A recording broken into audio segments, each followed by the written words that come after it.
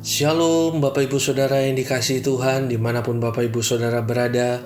Saya sangat percaya kebaikan Tuhan, anugerah Tuhan, sukacita dan kebaikan yang berlimpah-limpah itu ada atas setiap kita dimanapun kita berada. Karena kasih Tuhan yang begitu besar selalu terbuka bagi orang-orang yang mengasihi Dia. Jumpa lagi dengan kami Yabes Community dalam acara Sukat, Suara Kasih Tuhan. Hari ini firman Tuhan terambil dari 2 Raja-Raja 4 ayat yang ke-7. Demikianlah firman Tuhan. Kemudian pergilah perempuan itu memberitahukannya kepada abdi Allah. Dan orang ini berkata, "Pergilah, jualah minyak itu, bayarlah hutangmu, dan hiduplah dari lebihnya, engkau serta anak-anakmu." Saudaraku yang dikasihi Tuhan, sangatlah mungkin dan wajar jika janda ini datang mengadukan masalahnya kepada Elisa, dikarenakan Elisa termasuk salah satu nabi senior dan almarhum suami dari janda ini telah menggabungkan diri dalam rombongan para nabi pada saat itu. Janda nabi ini berseru kepada Elisa karena dipercaya sebagai pengantara dan wakil Tuhan pada saat itu. Dengan kata lain, ketika janda ini mengadukan masalahnya kepada Elisa, sebenarnya ia sedang seperti mengadu kepada Tuhan. Ia meminta pertanggungjawaban Tuhan atas hidupnya, karena suaminya telah menyerahkan diri untuk melayani Tuhan. Sekarang ia sudah meninggal, dan kepergiannya meninggalkan hutang kepada wanita ini. Sesuai janjinya, Tuhan tidak pernah meninggalkan orang yang percaya, terlebih lagi mereka yang sudah menyerahkan hidupnya untuk melayani Tuhan. Janda ini tentu saja sangat mendukung suaminya untuk melayani Tuhan, demikian pula kedua anaknya.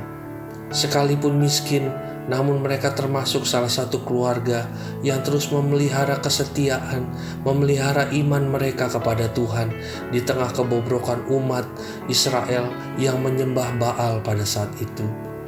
Itulah sebabnya ketika janda ini berseru, Tuhan pun tidak tinggal diam, karena ia adalah Bapa yang peduli. Ia membela setiap hak anak-anaknya dan anak-anak yatim dan janda itu. Seperti tertulis dalam Ulangan 10 ayat yang ke-17. Sebab Tuhan, Allahmu lah, Allah segala Allah, dan Tuhan segala Tuhan, Allah yang besar, kuat dan dahsyat, yang tidak memandang bulu ataupun menerima suap, yang membela hak anak yatim dan janda, dan menunjukkan kasih setianya kepada orang asing dengan memberikan kepadanya makanan dan pakaian. Elisa memerintahkan agar janda ini pergi menjual minyak yang sudah dilipat gandakan oleh Tuhan.